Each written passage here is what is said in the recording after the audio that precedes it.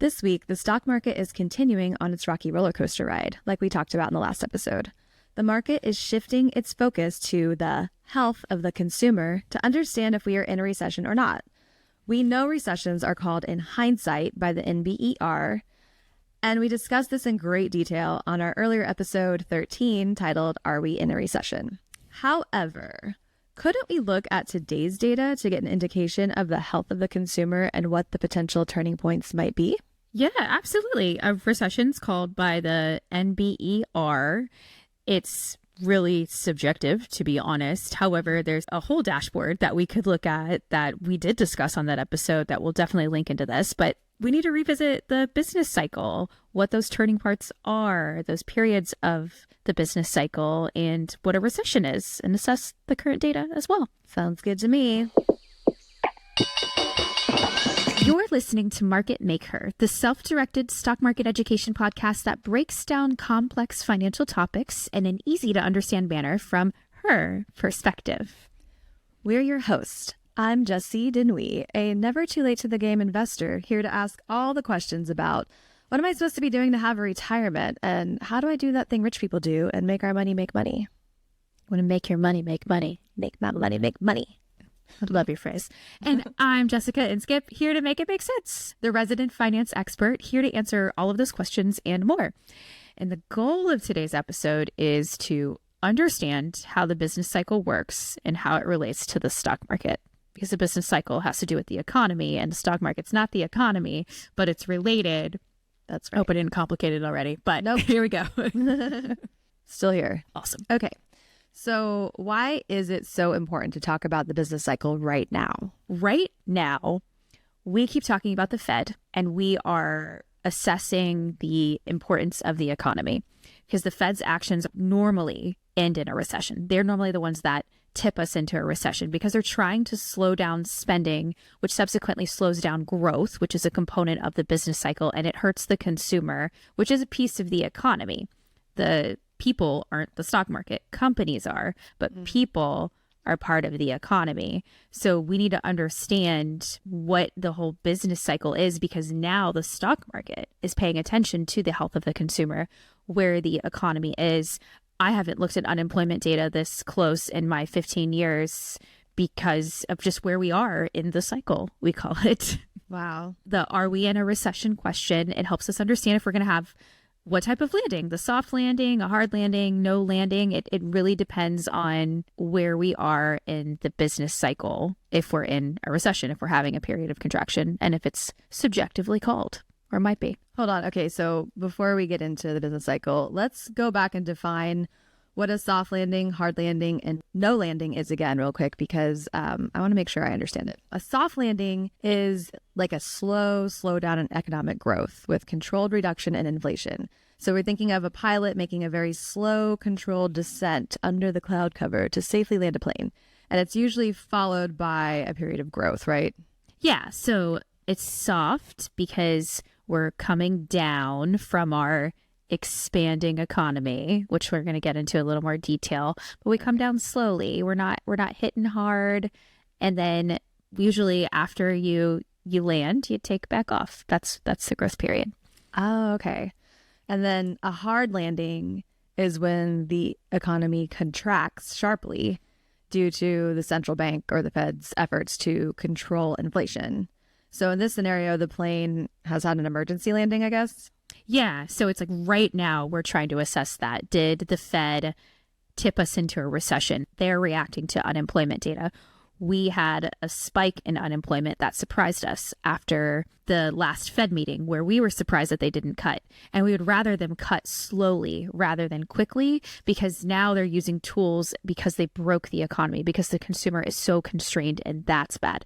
That's what a hard landing is. Their efforts to control inflation pushed us too far. There's not any growth. The consumers can't spend money. Their savings are drained. Hard landing. Okay. And then a no landing situation occurs when the economy continues to grow despite a series of contractions in monetary policy. And that seems like that's kind of what was happening maybe late last year, early this year. Am I wrong? Like we were kind of in a no landing situation, and now we're like worried that we're heading towards a hard landing. Yeah, and it shifts. It depends on what happens. If there's surprises in the economic data, then there's surprises within the market, and then people freak out and be like, oh my God, hard landing. And then it's like, no landing, hard landing. It's, again, gyrating effects. But yes, and I really think that attributes to AI. There was this spending and this technological boom that led to an increase in productivity. Then we had an increase of immigration, which added to our worker supply because we had a labor shortage. So there was a lot of moving factors. And that's why it's subjective to call a recession. You have to look at a lot of different data points to understand if we're in one or not. Okay, so the Federal Reserve, aka the Fed, who controls the central bank in the US, controls the landings as much as possible. But the NBER, the National Bureau of Economic Research, analyzes all this data and determines whether or not the Fed has actually tipped us into a recession or not. Exactly. Yep. And just like that really great TikToker, the reason why you have to look at it from hindsight, and it is subjective because you can't look at one piece of data point. So for a Monday, you can't say you had a bad week on Monday because the week's not over yet. Right. Then you've got to analyze the whole week. So it's always called in hindsight. Just like we said, they look at it in 3D, depth, diffusion, duration. So how bad was it? How widespread was it? How long was it? And there's typical business cycles that we can go through and understand what that is. But that's really the question that the NBER is asking and assessing. And there's that whole dashboard, like we said, that you have access to. Yes. And as always, we will link the NBER.org website. And like I said, check out episode 13 to see us go through the dashboard in detail. Mm-hmm. Okay, so let's go ahead and talk about what is the business cycle and why do we care about it? The business cycle is just periods of expansion and contraction with turning points. So are we growing as an economy or are we contracting as an economy? And there is nothing regular about these cycles. We should always be in an expansion phase, but at some point that has to come to an end. So the economy is always growing. We're doing great. There's innovation, more goods and services are being produced within the economy. That creates that expansion, and output is what is increasing, economic output, economic growth. But when that comes to an end or reaches its peak, that's when we get this downward movement. That's called the contraction, but that's a turning point, and the NBER determines those turning points. And that's when economic output starts declining. There's less goods and services that are being produced. That's related to GDP. That's why we look at the gross domestic product, all the goods and services that are being produced within the country borders. Yes. Am I getting ahead of myself again? No, I mean, I was actually wondering, like, why can't we just keep expanding? And I guess, like, some things are out of our control, like the pandemic, you know, like those types of things happen. But are there other things besides a global pandemic that halts the expansion of the economy? Like, why can't it just keep always performing well and everyone has a job and everyone's making money and everything's profiting like forever? That is the best question for this entire episode. And again, I didn't plant it. I love it when that happens. It just came to me. So that's where we say, what causes a recession? It's when the economy gets knocked off of its natural growth path. And it's a shock that happens. And normally it could be a supply chain disruption, could be a pandemic. They can be positive and they can be negative too. Like a positive is going to get you in a boom. That negative is what gets you in a recession. It's disturbances. I guess it could be, I mean, there's like political things going on and, you know, agreements with other countries and trading and all kinds of things that can kind of throw a wrench into things, right? Absolutely. It can be international. It could be energy shocks because of geopolitical tensions, actions that basically constrain monetary policy. But if you think about it, at least within the United States, everyone wants the stock market to go up and everybody wants everyone to spend money. Corporations, the government, individuals, because if their economy is growing, that means that your wages are going up and everyone has a job, and most everyone wants that. And if that's happening, then you're spending money and then companies are recognizing revenue and they're going to go up. So expansion is good for everyone involved. I would say like another thing that could shift all of this is depending on how the younger generations feel about capitalism, which we've talked about before. But, you know, if younger generations don't want to spend their money the way previous generations have, that could also shift things and make room for change in this whole society we've created. But we'll just have to find out how that goes. Yeah, well, and that goes in with consumer sentiment too, looking at trend shifts. You know, we have an aging population, cruise stocks are doing well. Things go hand in hand where people want to spend money and where the consumer is, and we are the consumer. And if you're the concentrated consumer, you have a lot of power. Where can we see consumer sentiment? So not necessarily consumer trends, but consumer sentiment is a type of indicator where you could see how people are feeling about inflation and things of that nature. That's the other website that we've talked about before. Yes. The St. Louis Federal Reserve website, right? Yes. Yep. You can go through that. Absolutely. But yeah, to answer your question very directly, we should always be in economic growth, and something kicks us out of that. And it could kick us into like a spiral down. It's a shock, it's negative, or it can be a spiral positively, like a boom. And I think we got both at the same time, and that's why we're in this weird area. We had a positive boom with AI, increasing productivity, which increases output. Think about that. And then we also have this negative supply shocks with COVID and geopolitical tension that really needed to normalize. So maybe they offset each other. And that's why we keep, I think, gyrating back and forth between no landing, soft landing, hard landing. Yeah.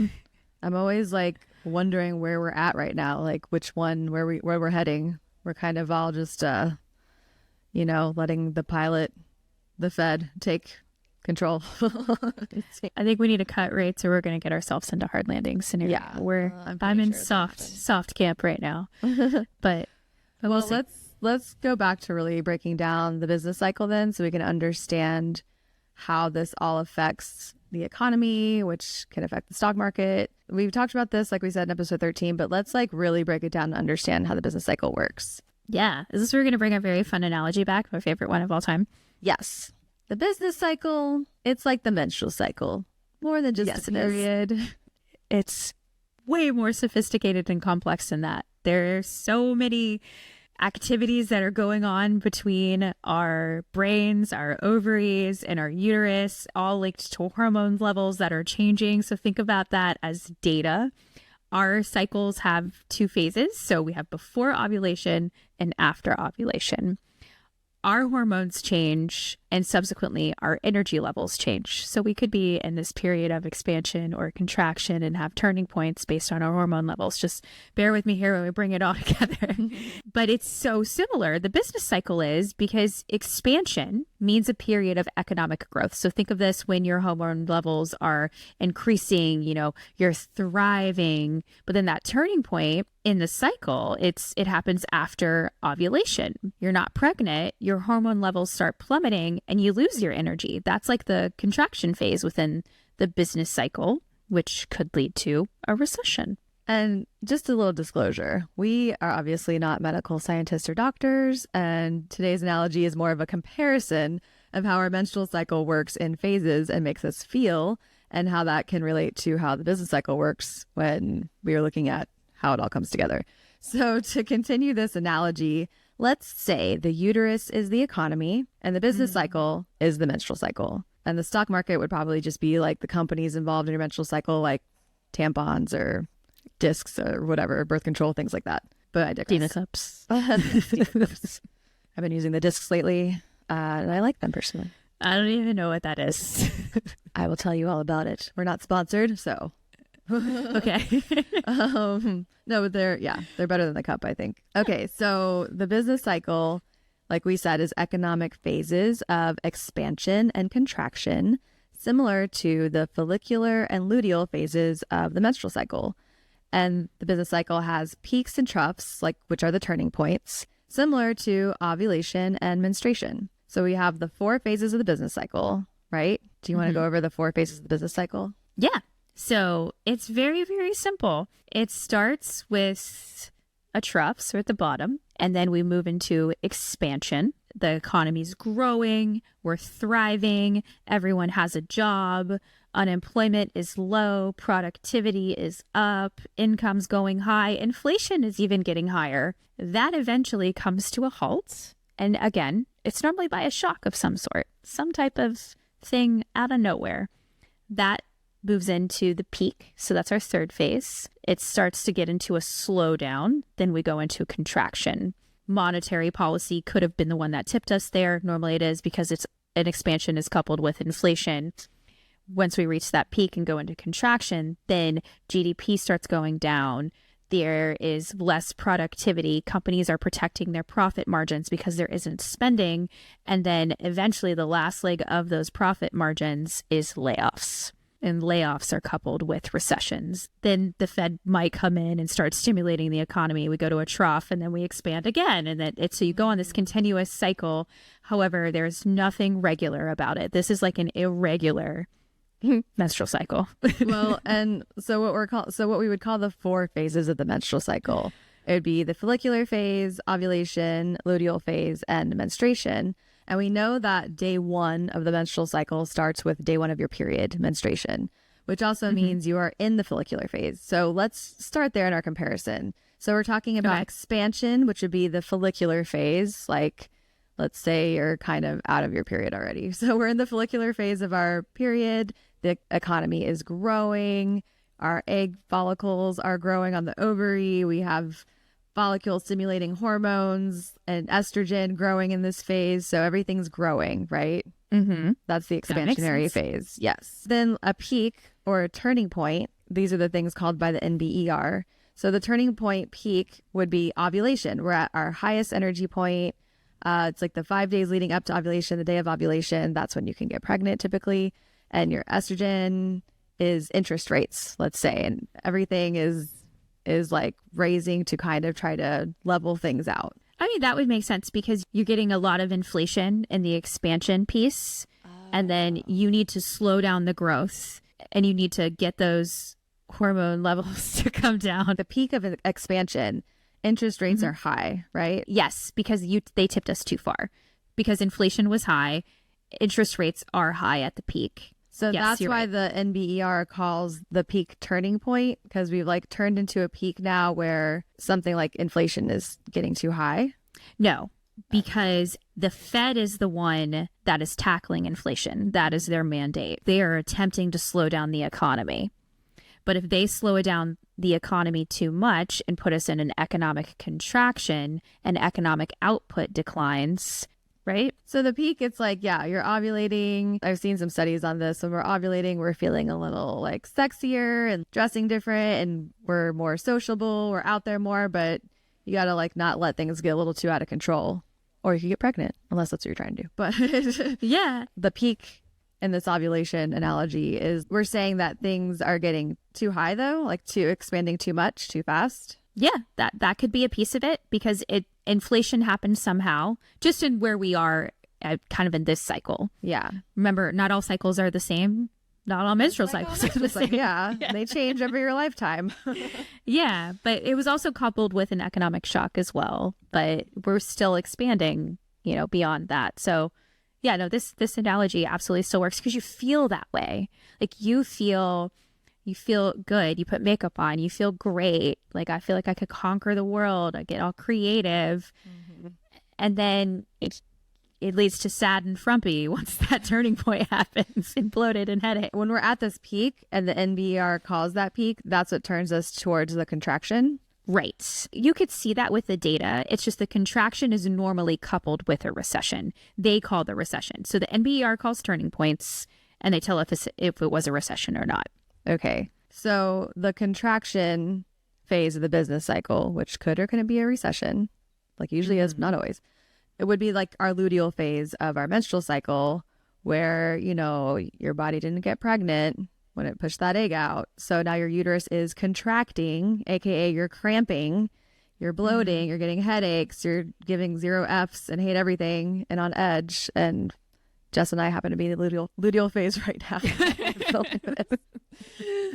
But similarly, the economy is struggling and unemployment is on the rise and GDP is down. The Fed is lowering interest rates, hopefully this month, to try to soothe us. And these symptoms, like if we were to take Midol or ibuprofen or something. Yeah, exactly. Yeah. You'd feel it just like you feel it in your menstrual cycle. You would feel it in the economy. You have high levels of debt. people are losing their jobs. You can't afford anything.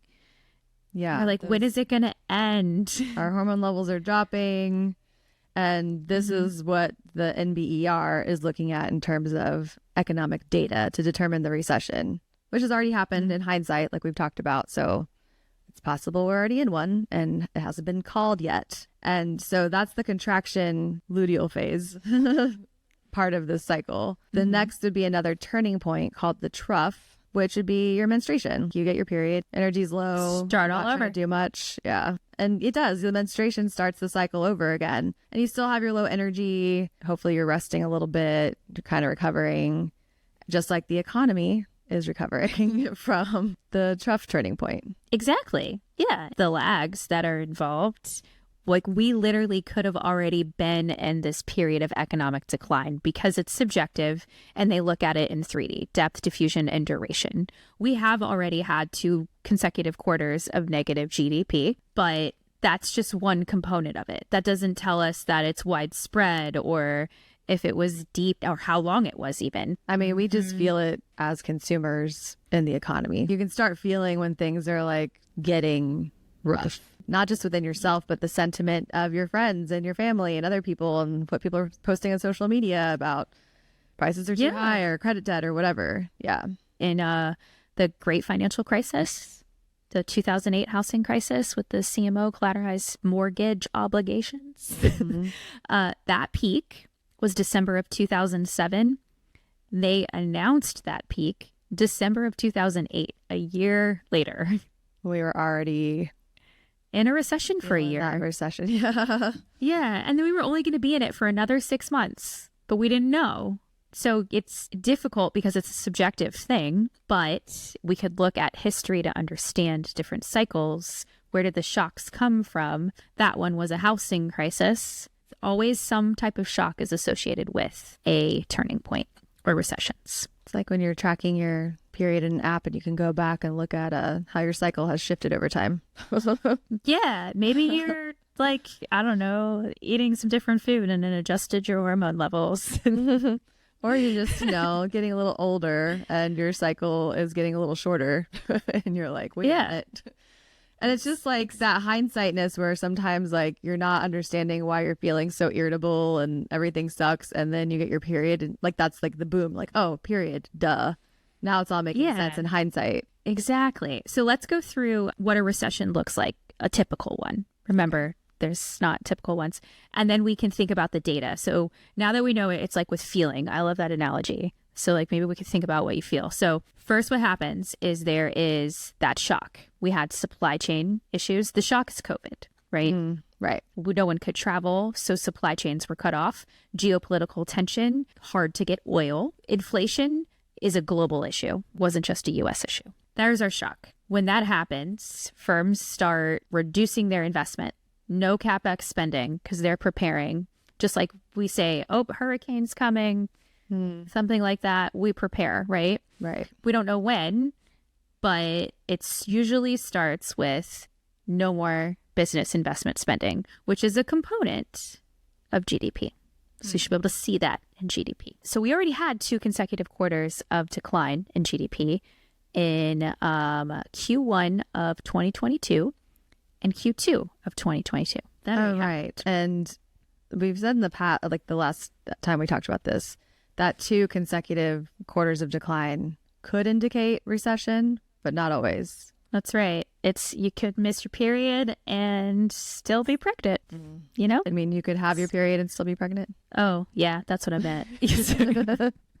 Oh, bad. Not necessarily correlated or not necessarily a indicator. It goes with a decrease of output, and that's why. So then when that happens, normally hiring slows down. No more demand for the people helping us. Spending's going to stop in the discretionary pieces, which consumer discretionary is a sector. So like automobiles, things that you want, not that you need, like Carnival cruises, Lululemon, stuff like that. So that's how it translates into the stock market. Yes, instantly translates into the stock market. Because remember, if people have money, they're going to spend it. The water's on, even if there are cracks. When spending declines, then there's a decline in sales. And then if there's a decline in sales, they want to protect their profit margins. And the way that they protect their profit margins is when layoffs happen. And then when layoffs happen, we have an increase in unemployment. And then if there's an increase in unemployment, not everybody has a job, then their sales can't go back up. So then there's further decline in spending, which hits revenue, hits EPS on the stock market. Right. Makes complete sense. Yep. The decline ends at some point, though. They're cutting expenses as much as they can, trying to get their ability to spend back up. And normally that's coupled with lower interest rates to start stimulating the economy. So that's where the Fed comes back in and does something like lowering interest rates. Because if interest rates are cut, that means companies can get loans for cheaper, or like we can get credit cards for cheaper, things like that. And we can start kind of like pumping money back into the economy again. Exactly. The money effect would kick back in. So that's where we're at right now, right in that piece. And there's still more that goes into that, but that's where we're trying to understand. And so that's why when we saw that increase in unemployment, everyone freaked out. And what the worry is now that there's an increase in credit cards, is the last leg of the expansion. Yeah, okay, some companies are doing really well and retail sales are up, but not in Dollar General, but they are in other places, like make it make sense. Is it being fueled by credit card debt? And if it is, that's a bigger issue. Yeah. Is it? Yeah, I mean, I don't know what that says of the sentiment of the people. Are people depressed and they're just like racking up their credit cards on purchases to make them happy, or it's a survival mechanism? But it does depend on what you're saying with discretionary spending, or like where people are spending their money. Exactly. Sometimes I feel like we make it too simple, but it is that simple. Yeah. In all reality, it's just, where's the money going? But then fiscal policy could come in too, because remember, it's the money effect. That's so important. So that's what we're trying to assess right now. Is GDP was surprisingly up, but it was bolstered by retail spending, consumer spending, the most recent GDP report, which was last week. You know, back to school happened, summer was happening. True. People were probably just like living it up in the sunshine a little bit. Things might slow down again. And isn't it historically, is it like September and October that things slow down in the stock market? Yes. What a great comment. Oh, and look at you learning. It's my favorite when that happens. September is the worst month in the stock market. Normally it would be bottom in October, and it's happening now. Absolutely the worst month in the stock market. Maybe it's because everyone's stressed. Like everyone's kids are going back to school. Like I got to remember how I juggled all this, and I forgot. Yeah. And then, you know, the holidays are around the corner. People are stressed out about that. So true. But, you know, everyone, if you decide to stop spending on things that you don't need, it could help move things along. It actually could. It really would. It absolutely would. Because that's the whole purpose. Spending. No one shop. Yeah. Find another hobby that doesn't cost anything for a few months so we can get this thing balanced back out. Pay attention to the unemployment picture.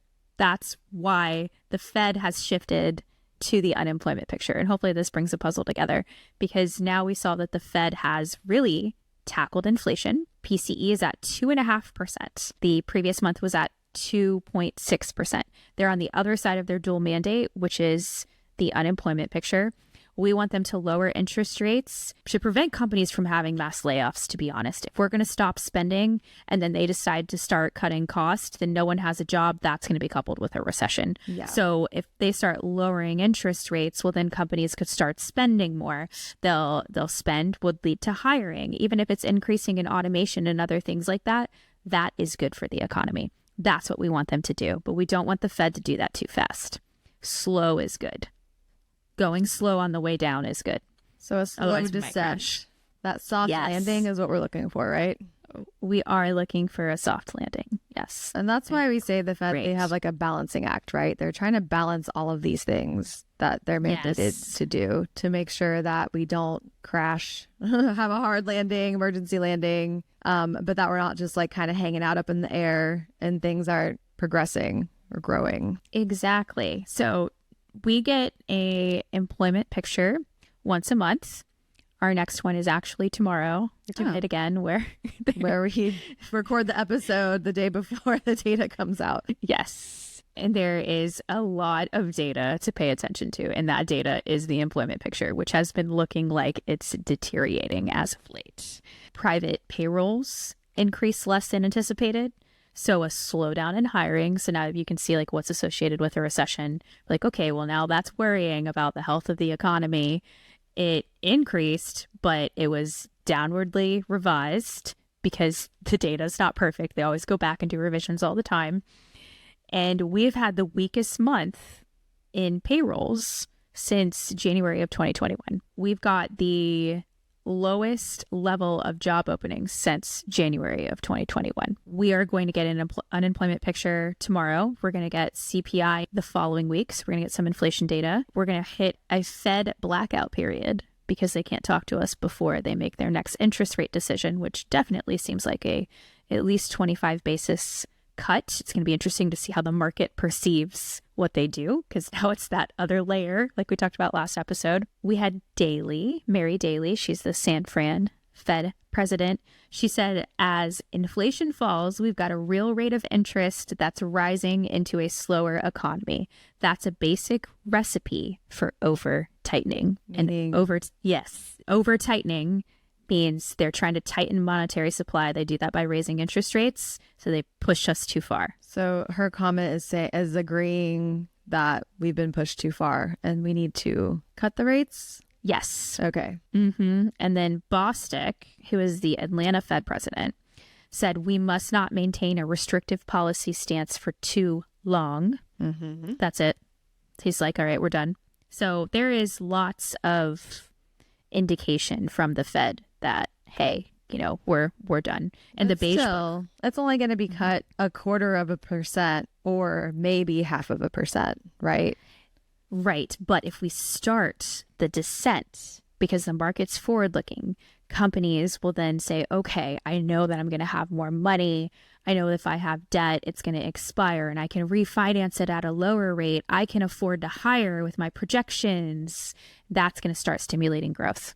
Okay. Because it's tied to the bond market. The bond market's going to look ahead. I was just going to say that. Yeah. The bond market is already going down. Right. Which is a great lead into what we should talk about next week. Yeah.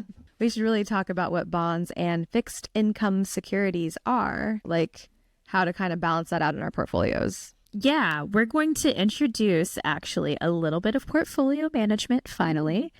Yes. But we have to talk about the different fixed income products because there is a wide array of them. There are optimal times to do these things, though. You know when the Fed is probably going to lower interest rates, which affects the stock market, you know, or the bond market. Therefore, it might be okay to lock in those higher rates because the yield curve is inverted. And then it's de-inverted a little bit yesterday. We're getting really close to the de-inversion. Which means we're going to feel that in our high yield savings accounts that everyone loves to talk about. That we are. Those rates that we've been getting, those higher interest rates on our money, that's about to come down. It's time to look into locking it up in these fixed income securities if you want the higher rates to last. And if you want to know how, tune into next week's episode. Ooh, that's right. Well, it sounds like the business cycle is something we should all be paying attention to in terms of how we spend money, invest, and even access the need for credit while living through the changes in the economy, especially in terms of watching the signs of a recession. Yes, it's always good to revisit the business cycle because every cycle is different. It's not the same. Just like your menstrual cycle. That's right. Yes. And remember, the stock market is not the economy, but the business cycle has to do with the economy.